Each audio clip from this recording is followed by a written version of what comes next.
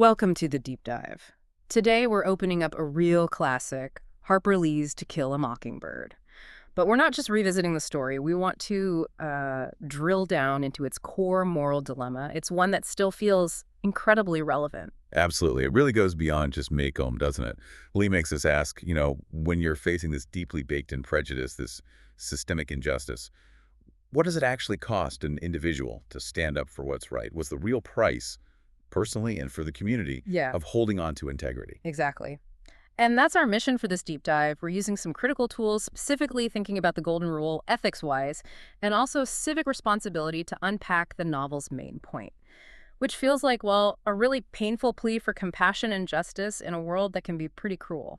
Yeah, and to get the moral weight, you have to see the book's structure. It works as a, what's the term, Bildungsroman, a coming-of-age story for Scout, the young narrator. But it's set against this stark Southern Gothic backdrop. It hit hard right away, won the Pulitzer in '61.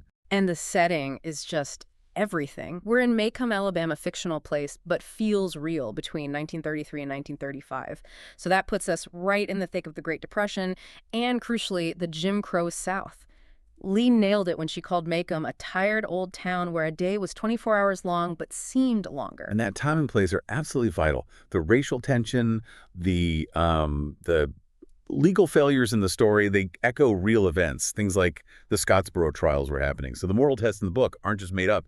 They're grounded in some harsh historical truths. Right. So we see all this tension through the eyes of a little kid, 6-year-old Scout. She's watching her world grapple with this stuff, and, well, her own innocence starts to fray.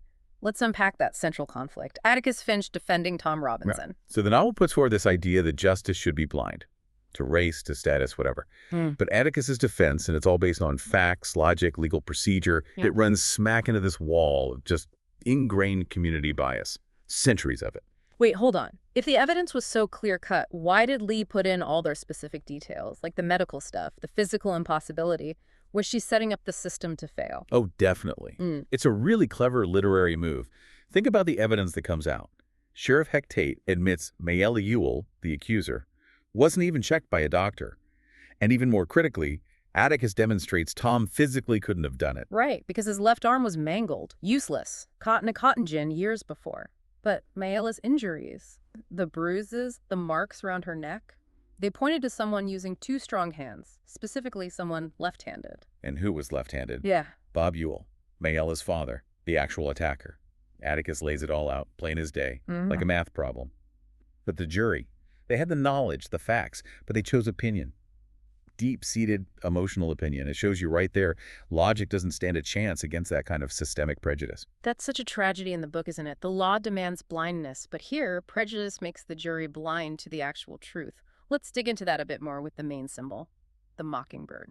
Yeah, Atticus famously tells the kids, it's a sin to kill a mockingbird. Why? Because they don't do anything harmful. They just make music, bring joy.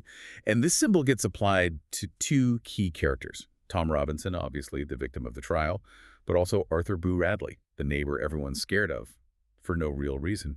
They're both innocent creatures who are harmed or, unfairly targeted by the community. Okay, so let's look at Atticus himself through that ethical lens you mentioned, the golden rule.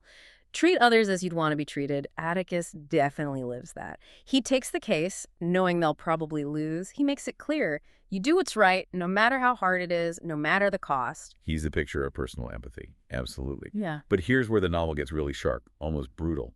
It exposes the limit of that principle. Personal kindness, individual empathy. It's just not enough when you're up against institutionalized injustice. It can't fix the system on its own. And the antagonist, the Ewells, yeah, but also the larger prejudice part of Maycomb, they completely fail that do unto others idea. It shows a total breakdown in what you might call reciprocal morality, that basic agreement to be fair and protect the vulnerable. That failure is, structurally embedded in that all-white jury. And the consequences of that failure become terrifyingly real. Think about that scene at the jail. The lynch mob shows up. They're going to kill Tom. And Stout. Just her innocence breaks it up. She doesn't understand what's happening. She just sees Mr. Cunningham, someone she knows, and starts talking about his son. And it somehow shames them, makes them human again for a second. It's this brief, beautiful moment where basic decency wins out over mob violence. Brief is the key word, though, because the courtroom failure is the real turning point. The verdict comes down, unjust, and the result is devastating. Tom tries to escape prison later, and he's shot, killed.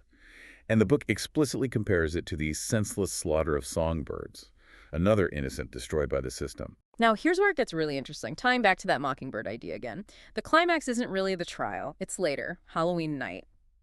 Bob Ewell, furious at Atticus, attacks Scout and Jem. He's out for revenge.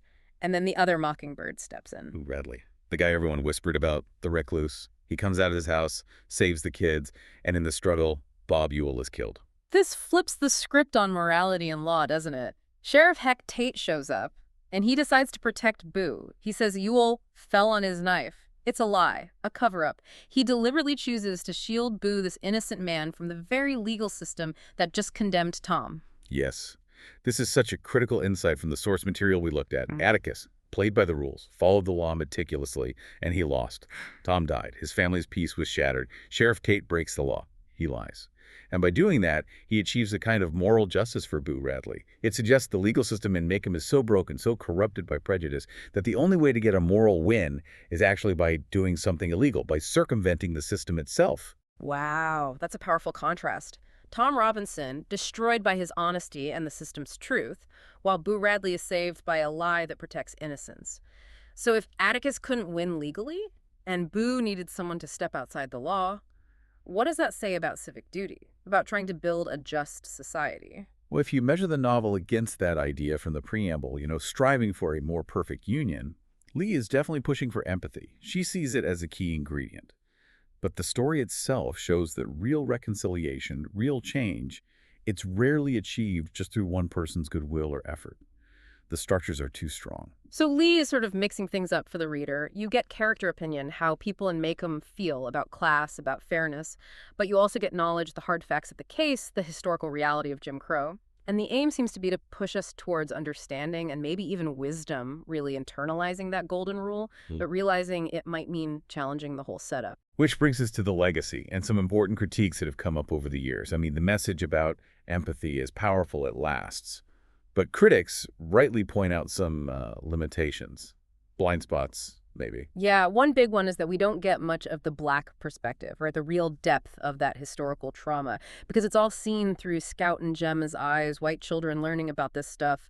Their experience naturally becomes the focus. Exactly. And that leads to the other major criticism you find in the source material, that the novel centers the white experience too much.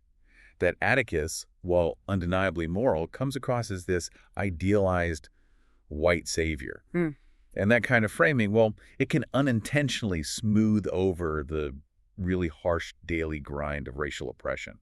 It can make it more about the white character's conscience than the Black character's survival. That's a really crucial distinction.